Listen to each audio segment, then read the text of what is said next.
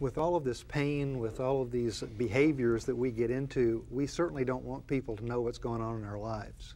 So we lie. We tell things that just aren't true to cover up. And we're pretty good at that. I'd like for some of you all to talk about what are the lies that you told your family, maybe lies that you told yourself as well. What are some lies that you told, and how did that work? Well, I know for me, because I felt unlovable, I was trying to change myself to find a way to be lovable. So I couldn't be honest, and I couldn't be who I was, because that obviously was not acceptable. So I would, you know, lie when it was convenient, lie to stay out of trouble. What kind of lies did you tell? Oh, you know, if I did something that I felt like I wanted to do, but I knew wasn't approved of by my parents, for example, I'd lie about it. Or if I wanted to make myself look better so that I could be more acceptable, maybe I could be lovable that way, then I would lie about that. And later on, as I got into my sex addiction, you know, obviously there's a lot of stigma that go in our culture with sex addiction, for example. And it's very important to a sex addict to have a very private life. And in order to keep that thing private, you have to lie and keep it from everyone. So in my life, lying was a big part of my addiction. Okay. It enabled me to do what I wanted to do in terms of acting out sexually.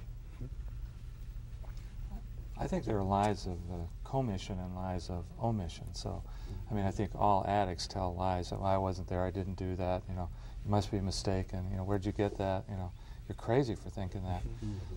But I think a lot of the lies, too, that covered my double life were lies of omission. I just wouldn't tell all the truth about things that, you know, I'd done or places I'd been or whatever. And I think, you know, addicts need to maintain this double life.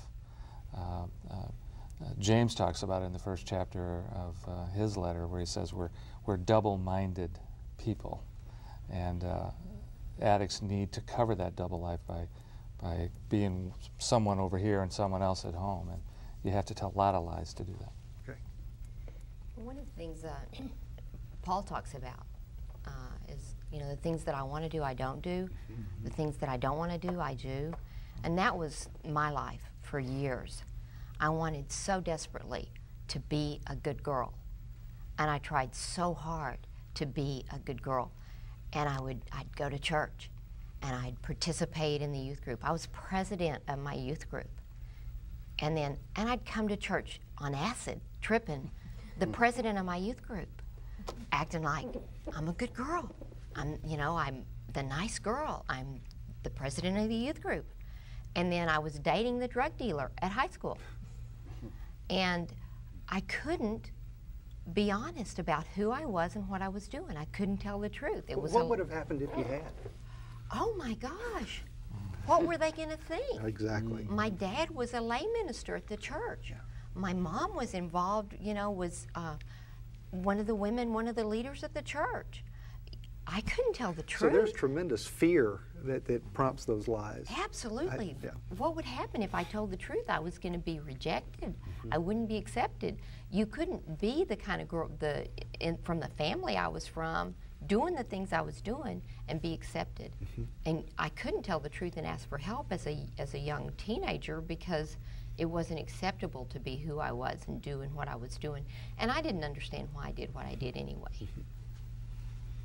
For me, I had this philosophy that it was not a lie unless I admitted it. So I used it to cover up everything, and even confronted with the facts. You could have a videotape of me doing something, I would still say, that's not me, I didn't do that. And one of the classic ones in my life was after I went out and got drunk for the first time in my life, and I came home with vomit all over me. I was 13 years old, and my mother saw me, and my friends drug me in, and she said, "Oh, you poor dear, what happened?" And I said, "Mom, they spiked the punch." Well, that wasn't what was true, but she believed that, said, "Oh, you poor dear," and it started a trend in my life of, one, me not owning my behavior, it was always somebody else's fault, and two, my mother taking care of me and not wanting it to be somebody else's fault. So for me, the lying and dishonesty served a lot of functions. It was very practical in my life, and I just got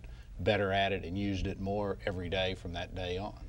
Why do you think the people in our lives, the family members, why do they believe those lies? I mean, there's some pretty big red flags that, I mean, you were an alcoholic, Sure. You were drinking, you know, you were doing drugs, you were acting out sexually. Why do they believe those things?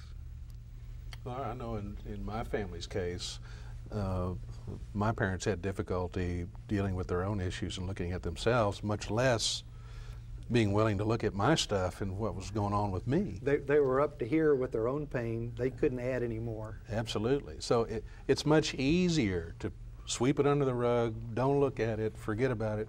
I'm not looking at my own stuff anyway, so I got all my stuff swept under the rug. Yeah. I'm not going to, you know, I want to believe the best about my children. I don't have to deal with that. I don't have to confront it. Okay. Because if I don't have to confront it in them, I won't have to confront it in myself. Right. And so that was the big reason that I saw in my family for that. Any other reasons? Well, I think all of us come from family systems where we have to play certain roles. So in my family, I'm the oldest, so I was the hero and, you know, the white knight and the saint. I was the one supposed to go into seminary and become a pastor. And so even after I was in treatment, you know, my dad said to me one day, he said, you know, Mark, in my day, whatever that was exactly, I guess back in the 40s or something, you know, we would have done this very differently. We wouldn't have sent you to treatment. You could have still been the hero or whatever it was. But I'd like to know, how effective was I at this line? I think you were very effective. Yeah, go ahead. Well, so much so that, you know, we lived for 15 years in our marriage without me having any idea what you were doing. So yeah, you were very effective. You had no idea. I really had no idea. But you know, I have to say, an attempt to try to fit in here, because not being the identified addict at this table, I keep trying to figure out how I belong with all of you.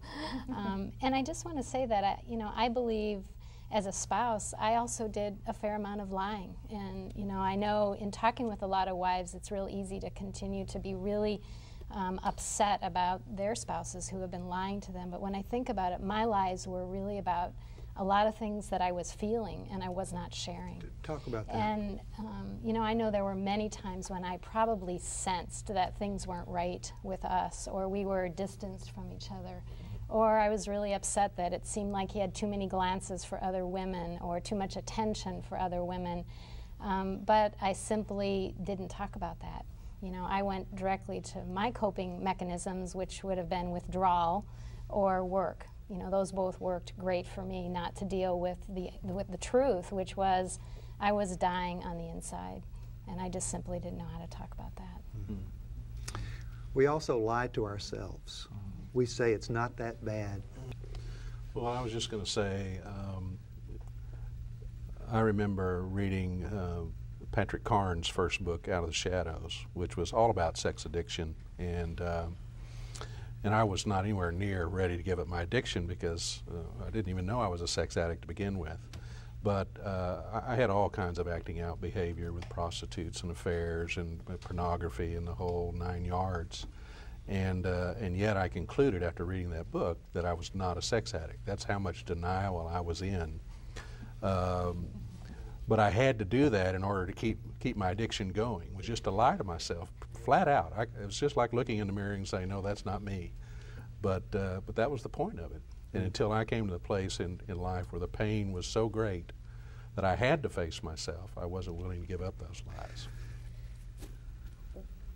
The lie that I told, I think that pervaded my life was, I'm not hurting anybody but me. Mm-hmm. And that's... And what were you doing at the time? I was drinking, I was drugging, I was getting married, having children, abandoning my children, getting divorced, drinking, drugging, getting remarried, having affairs, getting divorced, drinking, drugging, getting married. Is there a pattern here? Yeah. And if you didn't fit into my life and you weren't convenient, then I left you so I could drink and drug. But it wasn't hurting anybody but But you. it wasn't really hurting you because, you know, well, you know, if you don't like my behavior, then I'll just leave and you can go on with your life and be happy, and I'll go on and drink and drug and be happy doing my thing somewhere else.